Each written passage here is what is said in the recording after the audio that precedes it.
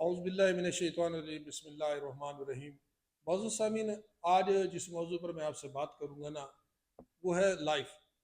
انسانی زندگی ہے کیا؟ جب آپ کو زندگی دے کر اس دنیا کے اندر بھیجا گیا، آپ کے پاس شعور نہیں تھا۔ کچھ لوگوں کا شعور جو تھا نا جلدی ڈیولپ ہو جاتا ہے، کچھ کو ذرا دیر لگتی ہے۔ یعنی زندگی ایک ایسی گاڑی ہے کہ آپ کو ڈرائیونگ آتی ہے یا نہیں آتی، آپ کو اس پر بٹھا دیا جاتا ہے۔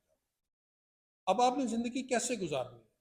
اس وقت معاشرے میں، سوسائٹی میں بہت ساری ایسی چیزیں ہوتی ہیں کہ مثال کے طور پر ایک انسان بڑا کروڑ پتی ہے، وہ گلے میں نوٹوں کی گڈیاں ڈال کر کسی محفل میں داخل ہو جائے، کچھ کی توجہ نہیں دیتا، وہ کہتا ہے یار یہ کیا چیز ہے میرے ساتھ، کیونکہ مجھے سلام ہی نہیں کرتا، مجھے ملتا بھی نہیں ہے۔ لیکن دوسری طرف آپ دیتے کہ ایسا انسان جو تھا، اینڈریو کارنگی نامی ایک شخص تھا، میں اس کی جہاں ایک مثال کوٹ کرتا چلوں کہ اس نے نا اس وقت کے بڑے دانشور لوگوں کو نا جی ایک لیٹر لکھا کہ وٹ از دا لائف، زندگی کیا ہے۔ اس نے یہ لیٹر جو ہے نا جی اس وقت کی اندرا گاندھی کو بھی لکھا، مہاتما گاندھی کو بھی لکھا، سب کو لکھا۔ جب وہ دنیا کے دانشوروں کا جواب آیا نا، سب نے ایک ہی جواب دیا کہ زندگی نام ہے رسپانسبلٹی۔ دنیا کے اندر خوبصورت شخص سے جو ذمہ دار شخص ہوتا ہے نا، وہ بہتر ہوتا ہے۔ لیکن آپ نے اس سوسائٹی میں رہتے ہوئے بہت ساری کامن چیزیں آبزرو کی ہیں۔ جہاں بھی ایک چھوٹا سا آپ کو قصہ بیان کرنا چاہتا ہوں کہ مثال کے طور پر ایک شخص ایک درخت کے نیچے جاتا ہے، پھل دار اور سایہ دار درخت ہے، تھوڑی دیر وہاں پر بیٹھتا ہے، سائے میں آرام کرتا ہے، اٹھتا ہے، اس درخت کا پھل توڑتا ہے، کھاتا ہے، چل دیتا ہے، پیچھے مڑ کر بھی نہیں دیکھتا کہ ایک درخت تھا، اس کا پھل تھا۔ یہ رویہ کامن آپ کو اپنی سوسائٹی میں ملے گا۔ لوگ آپ سے فیض حاصل کریں گے لیکن مڑ کر بھی نہیں دیکھیں۔ دوسرا شخص آتا ہے، اس درخت کے نیچے بیٹھتا ہے، اٹھتا ہے، اس کا پھل توڑتا ہے، کھاتا ہے، اور یہ سوچتا ہے کہ یار کتنا اچھا درخت ہے، پھل بھی دیتا ہے اور سائے بھی دیتا ہے، یہ کچھ قدرے کچھ بہتر ہے۔ تیسرا شخص آتا ہے، اس درخت کے نیچے بیٹھتا ہے، اس کے سائے میں آرام کرتا ہے، اس کا پھل کھاتا ہے، کلہاڑی نکالتا ہے، اسے کاٹنا شروع کرتا ہے۔ یہ رویہ بھی آپ کو اپنی سوسائٹی میں کامن ملے گا کہ لوگ آپ سے فیض لے لیں گے اور آپ کا نقصان بھی کریں گے۔ چوتھا شخص جو آتا ہے نا، وہ کیا کرتا ہے؟ وہ آتا ہے، اس درخت کے نیچے بیٹھتا ہے، اس کے سائے میں آرام کرتا ہے، اس کی تراش خراش کرتا ہے، اسے پانی دیتا ہے، یہ سوچ کر کہ یہ درخت اگر مجھے سایہ اور پھل دے رہا ہے تو دوسروں کو بھی دے گا۔ آپ نے چوتھی قسم والا انسان بننا ہے اس سوسائٹی کے اندر، کہ جو بھی ایسے فیض والے انسان ہیں ان کے ساتھ آپ نے یہ رویہ اختیار کرنا ہے۔ یہ سوسائٹی کی انمول نگینے ہوتے ہیں۔ بعض دفعہ ایسا بھی ہوتا ہے کہ کچھ لوگ ایسے ہوتے ہیں سوسائٹی کے اندر جو نئے نئے خیر تقسیم کر رہے ہوتے ہیں، لیکن اسے ڈسہارڈ کیا جاتا ہے۔ لوگ کیا کرتے ہیں کہ ان کے ساتھ سے جو بھلائیاں، جو خیر حاصل کرتے ہیں نا، اسے اپنا حق سمجھنے لگ جاتے ہیں۔ پھر وہ شخص اس سوسائٹی سے ڈسہارڈ ہو جاتا ہے، پیچھے ہٹ جاتا ہے کہ یار اس سوسائٹی میں میری قدر نہیں۔ حالانکہ جو اسلام ہمیں اس چیز کا سبق دیتا ہے نا، وہ یہی دیتا ہے کہ جیسے جنگ بدر کے میدان میں آپ نے دیکھا تھا کہ ایک صحابی اگر زخمی پڑے ہیں تو دوسرے نے پانی کی پکار کی تو اس کی طرف بڑھ پڑا، اس سے اگلے نے آواز کی تو اس سے آگے بڑھ پڑا۔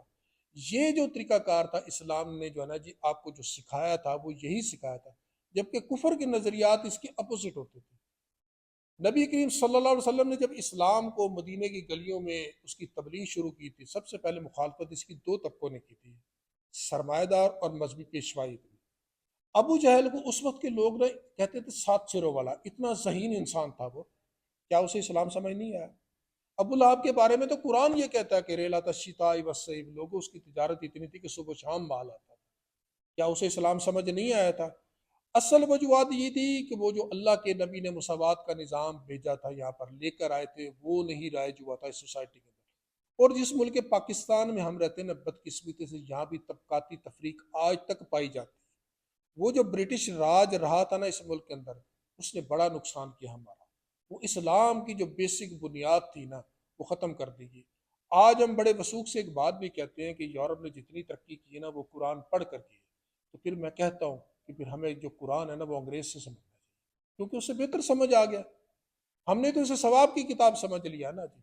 اس پر ثواب نتائج تب نکلیں گے جب اس کو سمجھیں گے آپ۔ جب تک ہم سمجھیں گے نہیں، ہمیں سمجھ ہی نہیں آئے گی، تو تب تک ہم اس کی اصلی مادیت پر جا ہی نہیں سکتے کہ وہ رب کائنات ہم سے چاہتے کیا، اس کتاب کا تقاضا کیا ہے۔ قرآن بلکہ یہاں بھی کہتا ہے کہ اپنے نبی سے کہا کہ انہو لذکر اللہ کا ولی قومی کا، اے نبی یہ قرآن جو ہے نا آپ کے لیے اور آپ کی قوم کے لیے ایک نصیحت نامہ، فسوف ثم تسألون، اور اسی کے بارے میں روز قیامت آپ سے سوال کیا جائے۔ یہ وہ سلیبس ہے جسے ہم نے سمجھنا ہے، لیکن بدقسمتی وہی آ جاتی ہے کہ جو مذہبی پیشوائیت نے ہمیں اس قرآن سے بڑا دور رکھا۔ قرآن بھی یہی کہتا ہے کہ تمہاری تباہی اور بربادی کی ایک ہی وجہ کہ وَقَارِهُ مَا أَنزَلَ اللَّهُ، تمہیں کراہت ہوتی ہے اس چیز سے جو اللہ نے نازل کی ہے۔ یہ آیت ان کافروں کے لیے نہیں، مسلمانوں کے لیے آتے ہوئی کتاب ہماری ہے، یہ ان کے لیے آئی تھی کتاب۔ تو آپ سے یہ گزارش بھی کروں گا کہ کم از کم اس کتاب اللہ کو جو اس معیار پہ ہمیں عربی آنی چاہیے کہ ہم اسے سمجھ سکیں۔ یہ جو طبقاتی تفریق اسلام نے نہیں پیش کی تھی، یہ کفار کی ہے، اور آج تک دیکھ لیجیے کہ یہاں برٹش راج نے ابھی بھی انسانوں کی کلاسیفیکیشن بنا دی کہ پہلے اسکیل سے 22ویں اسکیل کے انسان بنا دی، جبکہ اسلام کا نقطہ نظر یہ تھا کہ جب اللہ کے نبی مکہ سے ہجرت کر کے مدینے جا رہے تھے نا، تو جب مدینے جب پہنچے تو اونٹ پر بیٹھنے کی باری غلام کی تھی، نکیل پکڑنے کی باری اس پیغمبر انقلاب کی تھی۔ اب جب آپ مدینے کی گلیوں میں داخل ہوتے ہیں، سارا مجمع آپ کے استقبال میں کھڑا ہوتا ہے، ہر انسان اسی شش و پنج میں ہے کہ یار ان میں سے مالک کون ہے اور غلام کون ہے۔ یہ تو حضرت ابو بکر صدیق آگے بڑھ کر جب آپ کے لیے چادر بچھاتے تب لوگوں کو پتہ چلتا ہے کہ یہ آقا اور یہ غلام۔ یہ مساوات کی، انسانیت کی اتنی بڑی مثال آپ کو کسی معاشرے میں نہیں ملی۔ تو حال ہی میں، بلکہ یہ چند سال پہلے گزرے کہ ایک انگلش رائٹر ہے مائیکل ہارڈ، اس نے کتاب لکھی تھی دی ہنڈرڈز۔ اس نے نبی کریم صلی اللہ علیہ وسلم کو جو ہے نا جی سب سے پہلا نام دیا۔ اس نے کہا جی جو انسپائرنگ لیڈر اس دنیا میں گزرے نا وہ prophet of the Islam, top of the one ہے۔ ایک محفل کے اندر مائیکل ہارڈ اپنی کتاب کی رونمائی کر رہا تھا، ایک کرسچن نے اسے سوال کیا کہ مائیکل ہارڈ تو نے مسلمانوں کو پیغمبر کو پہلا نمبر دے کر بڑی جاتی۔ مائیکل ہارڈ نے بڑا خوبصورت جواب دیا۔ اس نے کہا تھا، انہیں کہا یار میں یہ کتاب لکھنے سے پہلے پوری دنیا میں گیا ہوں، مجھے پوری دنیا میں ایک کرسچن نہیں ملا جو عیسیٰ علیہ السلام کے نام پر جان دینے کے لیے قربان ہو، لیکن میں دوسری طرف دیتا ہوں کہ ایک نام نہاد مسلمان ہے، چاہے وہ اسلام کے جو ہے واجبات اور فرائض کو ادا نہیں کرتا، لیکن ناموس رسالت پر جان دینے کے لیے قربان کھڑا ہوتا ہے، تیار کھڑا ہوتا ہے۔ تو اس سے بڑی انسپائریشن اور کیا ہو سکتی ہے؟ اب آپ دیکھیے کہ قائد اعظم محمد علی جناح بھی ایک وکیل تھے، جب وہ بیرسٹری کرنے کے لیے انگلینڈ جا رہے تھے، لوگوں نے کافی مشورہ دیا کہ فلاں کالج میں ایڈمیشن لیجیے گا، فلاں میں لیجیے گا۔ تو جب قائد اعظم وہاں پہنچے تو لنکن کالج کے باہر ایک بورڈ لگا ہوا تھا جس پر لکھے ہوئے تھے دنیا کے بڑے بڑے قانون دان۔ سب سے پہلا نام انہوں نے لکھا ہوا تھا حضرت محمد پیس بھی اپون۔